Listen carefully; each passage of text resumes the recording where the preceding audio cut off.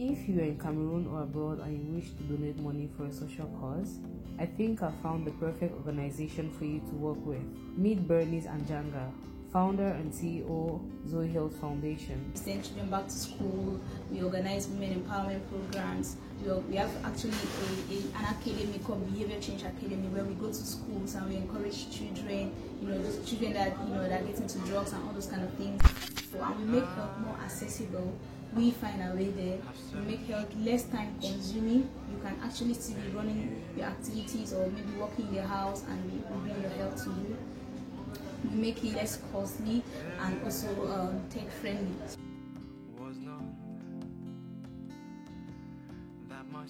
Today's video is sponsored by Your Farm, an easy way to search, find and pay for medication.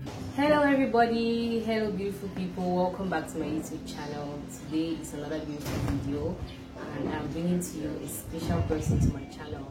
Her name is Bernice Anjanga and she's a nurse and she has won so many awards for her good heart, for her philanthropic and humanitarian activities out here. So she has so many things to share with us, from having mobile campaigns to providing mobile clinics for clients to treating people even when they don't have money. She has done a lot of wonderful things, and if you're a generous Cameroonian out there and you don't know where to put your money, I think I've found a place where your money is going to really help people. So nice to meet you. How are you doing today? Welcome to Zoe Health Foundation. Thank you so much. Yeah. I really like it here, like the breeze. We are away from Douala and all day. Yeah, so this is Yasa and it is actually the first quarter into Douala you're coming from here. Okay, so what does a regular day look like in Zoe Health Foundation? We don't have day and night because we work 24 hours. But in the morning, we have consultations. Patients flood in with their complaints, and so we have consultations for those who we told to come back rendezvous. They come to their rendezvous, and then we have lab tests. The place is really busy in the morning, and then in the afternoon, what normally is happening is that the patients that have been consulted, those that are admitted, that are already on treatment, the place is kind of calm in the afternoon, except when there's an emergency. And just to mention, in a hospital setting, you really don't know which time is more busy because any time that a person shows up, you need to take care of them. Then in the evening, usually is still treatment, and then same in the night, except of course when there's an emergency. What do you offer in Zoe Health Foundation? Okay, so Zoe Health Foundation is actually there are two sides of it. We have the health part of it and we have the charity.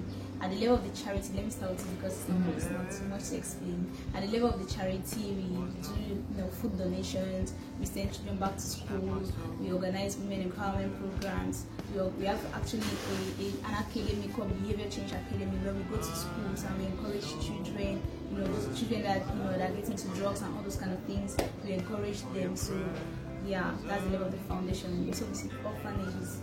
Okay, now at the level of the clinic, the health aspects of it, which is the main thing of Zoe Health Foundation, we have a clinic. This is the clinic where we do consultations, laboratory tests, we do admissions, we do maternity. We have a maternity, we do antenatals, we do everything, labor, deliveries, surgeries, both minor and major surgeries. Yes, all those things that at least the basic things that you should see in a health setting. Now we also have a mobile clinic, which is actually us taking help to the people, because it really has to get past the people coming to look for help, because the people when they are coming, there's some expectations. They want to break that barrier and take help to the people. So the mobile clinic takes the health to the people and we make health more accessible. We find our way there. We make health less time consuming. You can actually still be running your activities or maybe working in the house and we bring your health to you. We make it less costly and also tech friendly. When we identify a less privileged community, we carry our stuff, our bag, and then we go to the place, we carry out free consultation, we do the screening, we sometimes do sensitization, and then if we find any sick person, we help them, we give them the treatment, and then sometimes we set up a box, a first aid box, and we train a nurse so that when we are away, if there's any for sustainability, if there's any problem, anybody has an issue, they can handle it, or they can just call us and tell them, okay, check in your box, there's this and this, okay, just handle this one. How is Zoe Health Foundation funded? Like, how did you even start? I'm really curious. How did you start until you have this big structure with like how many rooms and then a backyard? Okay, so I cannot really talk about my start without mentioning Brenda. She's here. Brenda has really been a support. Yes, we started, Brenda and Shalom Jaila, we decided to reach out to the people. So how we started is a story that I can tell you later. But yes, basically we realized that most people when they fall sick, they don't get to the hospital. Either they stay in the house, or especially in Douala, they really can't afford the health care in Douala. So they either stay in the house, and then when it's complex now, their neighbor will carry them and run to the hospital. The neighbor doesn't have money, he doesn't have money, and it's already complicated. So even if the hospital wanted to give something for free, it's already too expensive for them to give for free at that level. So we thought that, okay, let us do something, preventive treatment, primary health care. Let's get to the people and teach them how to prevent diseases, and or report diseases when they're still early, so that it'll be easier to manage. So we started like that. We didn't have funding. Nobody believes a story. People like proofs. So we started by, we had a petite business. We were selling many things, chips, granules, anything we could get to sell, we were selling. Paracetamol. So we gathered the money, and then we started with we just go around to see a sick person, because we already have the expertise. And really, the drugs are not that expensive. It's usually the services that are expensive. So we saw a sick person. We saw many actually, but this particular one, we met him. He was under a truck. He had been abandoned there for days. He lost weight drastically. So we took him to, this mosque. They always have a place where they can come and sleep. He was lying there on the floor, and we administered his treatment. And we realized that he's not the only one. There's so many of them. No house, no food, no help, no love, nothing. So we started with that, and then we did clean-up campaigns. Sometimes you don't really have money, but you have the help. They had to help. And preventive treatment is not really expensive. Sometimes, most of the time, it's free.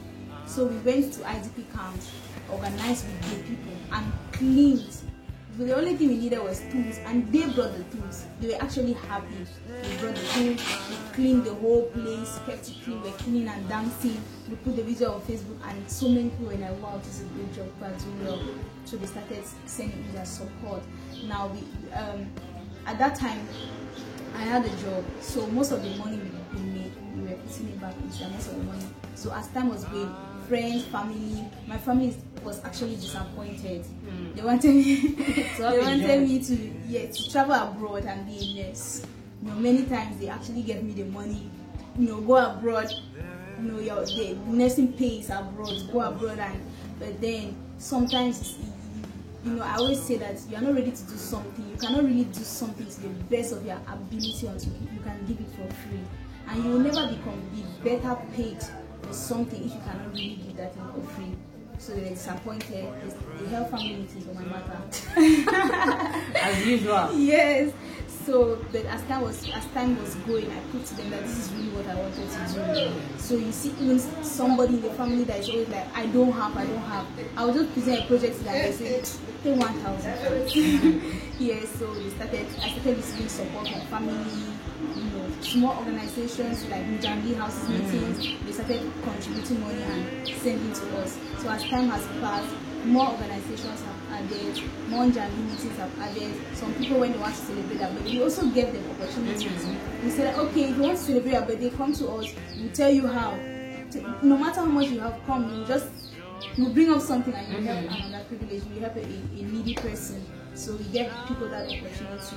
And since then, it has just been like that. So my next question is, first of all, did you study to become a nurse? Yes. Okay, you studied to become a nurse. Yes. Now, when you were studying to become a nurse, did you already have it in you to want to help people to work for free? Because my next question is going to be, what is the motivation? Why do you want to be a nurse for free? Or why do you want to help people for free? Okay, from when I was very small, like 5 years, I realized that I stuck to people that were sick. So if there's anybody, you will not see me in the house, I'll always be playing. But if there's a sick person, you don't need to look for me. I'll just be there just in case you need water. Like from that age. So my parents, I don't know. Then there was this little, I grew up in Issue. It's a very far and interior village. There was no electricity in that village, no potable water. So but the women, our neighbor, for example, when she gave birth to her twin, I was ready to drop out of school and be her next baby. And be her nanny. I was ready. So each time she was going for clinic, she knew she was not going to get anyone else. I was going to carry her back and her umbrella, while she would carry the child and somebody else would carry the other child. So we go round. The distance was far. I would trek and I would not complain. Whether she gives me food or not, my father would feel like, who will give the child to this child? Who is giving their child to this one? She can't even carry herself. But you see, I'll always be around. Especially when I identify that.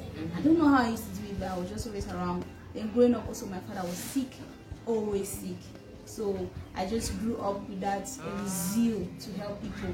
Now, when I got into the nursing school, all my pocket money was used. Where was that? What was your nursing school? St. Louis. St. Louis? Yes. Oh, really? Yes. In Bamenda? Yes. St. Louis University, Institute of Health and Biomedical Sciences. Yes, they're not here. Actually, I paid just the first year school fees. Oh. The second and third year was on scholarship. Yes, because I was exceptional. Yes, so what I would do during internship is that if I identify somebody that does not have something, my pocket money, sometimes my transport, I'll just help them. So sometimes even in the house, I'll run and beg, please, there's somebody in the hospital that has not eaten. My mother will be like, now this. So I'm the one supposed to take care of it. Mommy, I beg. So she'll give me a little bit and then I'll go and share with them. And even my friends, sometimes I'll mobilize them like, where there's this particular person in the hospital that doesn't have, how can we help? Yeah, so it started way back then. But at one point, I was not, I traveled out of the country. So I felt like I was not really into nursing anymore. I was missing it. I was doing a different job, even though I was still studying in the medical field. But I was missing having to take care of people and let them. And when they let me take care of them, because I was in Thailand, they didn't really give me the opportunity to. What were you studying in Thailand? I actually did psychotherapy. Okay. Yes. Which is good, still in the direction. So they didn't give me. They have. You hardly see an underprivileged, someone that really lacks in Thailand. So I just came back. So I don't understand you. Like he wants people who are in need. Yeah, I know that there are people. It's not like I'm happy seeing them. To also have. Yeah, I'm not really happy when I see somebody in need, but I want to try to get them out of that situation. Yes, so I just always, how can I be of help?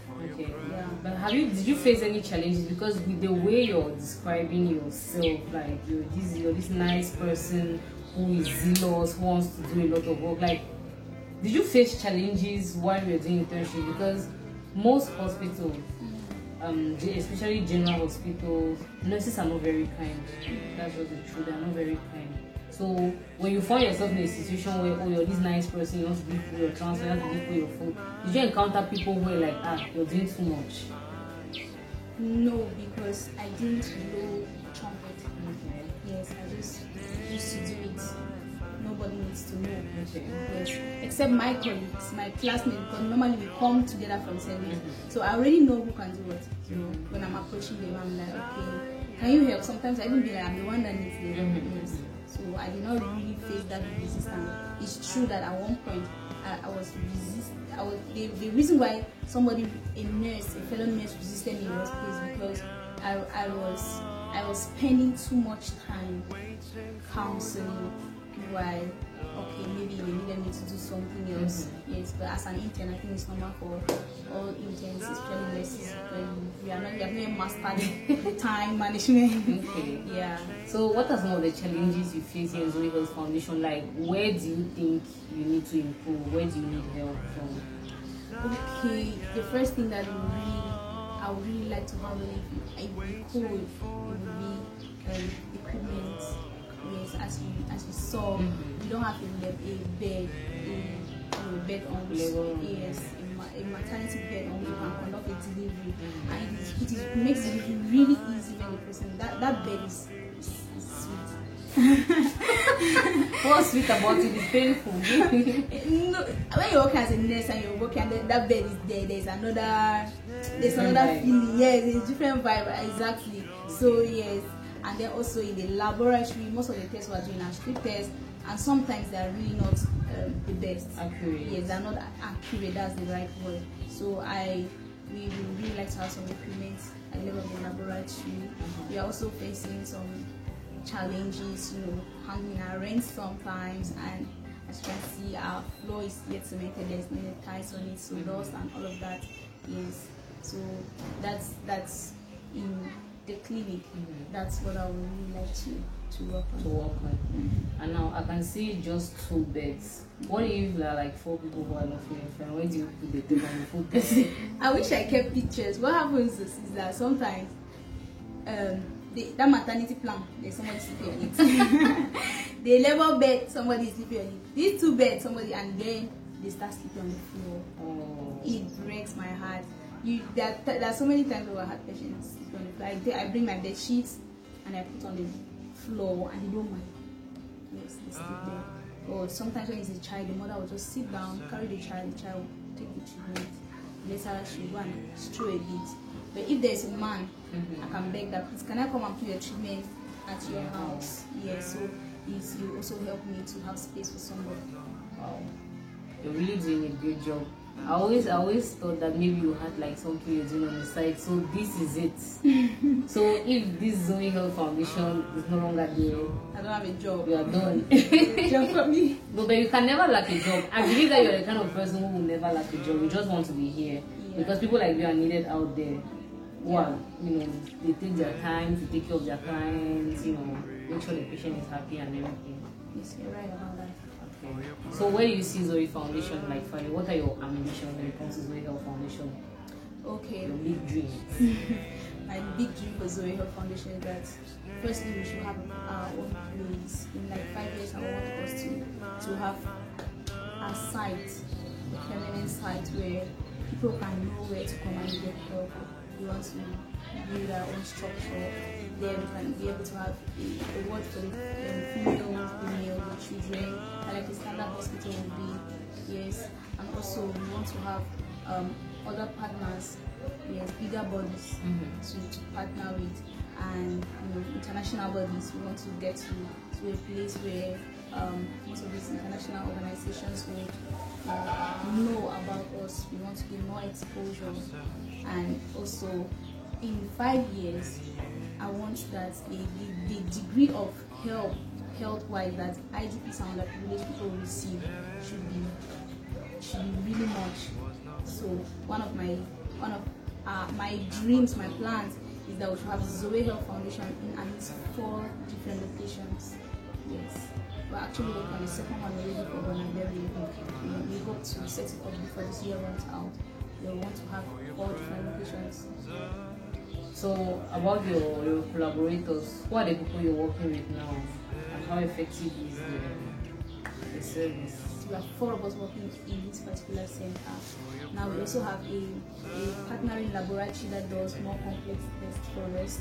The laboratory is at Mombasa. There we have a doctor and a surgeon. So whenever we have a case that we cannot handle, we call them and then they step in. Okay. Yes, now we have volunteers. We have 36 volunteers, among which are nurses, lab technicians, graphic designers, secretaries, yes, other people from different domains. But they registered volunteers that we have 36. Okay, so once in a while they come around and then they help. Yes, when we have a big project, we mobilize them and then we divide the days. You can come and be there and be so, because I also don't want a crowd. Because when there are too many now, they start making noise and yes. So the place won't be too tight. The patient may not have space, the people are there. So we divide like, okay, 5 people today, 5 times 6 days, it makes 30. Okay. So that means your family, they are not happy with you. Yes, they are very proud. Because I know African parents, they can put you pregnant without I'm a job. telling you, now like that, they are very proud. They really don't all the time that, oh, my doctor, how are you? Mama Zoe, how are you? How is Zoe doing? Okay, do well. Or if you need anything, we're always here to support you. Yes. Then, especially when we have like awards, you see them coming the numbers.